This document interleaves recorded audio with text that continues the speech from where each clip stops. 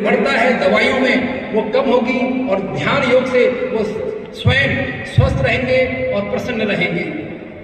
ये पहली बार ऐसी पहल हो रही है जिसके लिए मैं माननीय रक्षा मंत्री का बहुत बहुत दिल से धन्यवाद देना चाहता हूँ।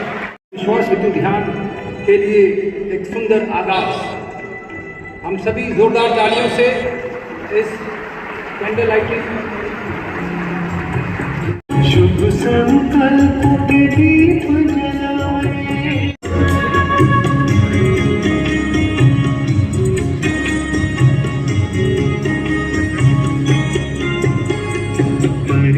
और आप सभी जानते हैं कि अहंकार के हवा पर लगा हुआ ये पॉइंट कितना डेंजरस होता है। आप जिस क्षेत्र में काम कर रहे हैं उस क्षेत्र में भी आपने महसूस किया होगा कि जो मंत्री हो, अधिकारी हो, कोई हो जो अहंकारी होगा, भले ही वो सीना तान कर चलने की कोशिश करे,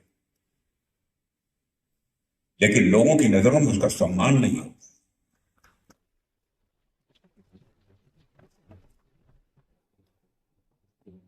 मनुष्य अपने जीवन में अलंकारों से अलंकृत होकर कभी विभूषित नहीं हो सकता है। मनुष्य अपने जीवन में विभूषित हो सकता है तो अपनी कृतियों के कारण, अपने डीड्स के कारण ही होते हैं। और इस स्थान का जहां तक प्रश्न है, इसके पहले भी मैं एक बार यहां आ चुका हूं।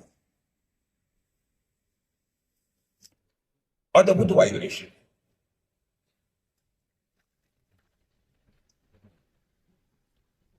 अनइमेजिनेबल। मनुष्य अपने जीवन में अलंकारों से अलंकृत होकर कभी विभूषित नहीं हो सकता है। मनुष्य अपने जीवन में विभूषित हो सकता है तो अपनी कृतियों के कारण, अपने डीड्स के कारण ही होते हैं। और इस स्थान का जहां तक प्रश्न है, इसके पहले भी मैं एक बार यहां आ चुका हूं। अद्भुत वाइब्रेशन,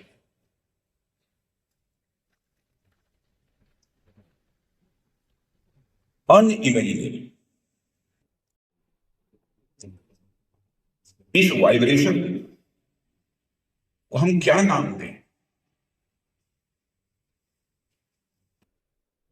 मेरे पास शब्दों को तलाशने लगा लेकिन शब्द नहीं मिले, तो मैंने कहा कि यह और कोई दूसरा वाइब्रेशन नहीं है, यह स्पिरिचुअल वाइब्रेशन है, यह आध्यात्मिक तरंगे यहां पर तैर रहे।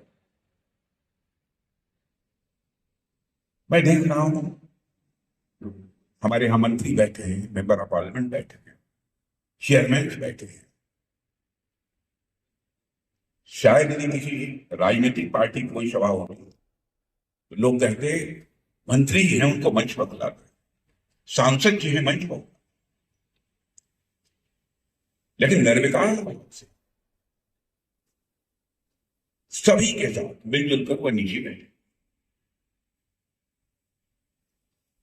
इस स्थान का करिश्मा है कि इस प्रकार के भाव चाहे कोई कितनी भी ऊंची कुर्सी पर क्यों न बैठा हुआ हो, उसके अंदर पैदा होते हैं।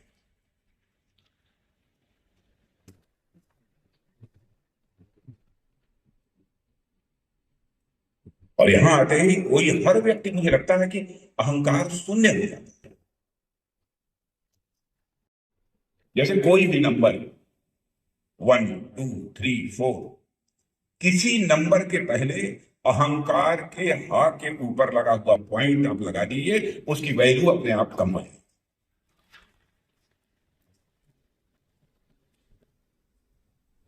वन के पहले अहंकार का पॉइंट लगा दीजिए, उसकी वैल्यू घटकर 1/10 हो जाएगी, 1 नहीं रहेगी।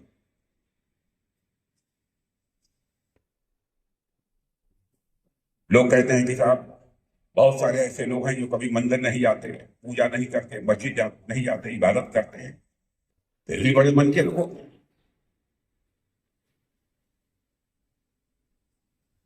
मैंने कहा कि स्पिरिचुअल होने के लिए आवश्यक नहीं है, आस्था सबके प्रति होनी चाहिए, हर स्थान के प्रति, हर आध्यात्मिक स्थली के प्रति मैं कहीं दो मत नहीं, लेकिन आवश्यक नहीं है। हमारा ये मन जो परमात्मा ने दिया है, अब इस मन को कई इसके नाम टीचर्स हो सकते हैं,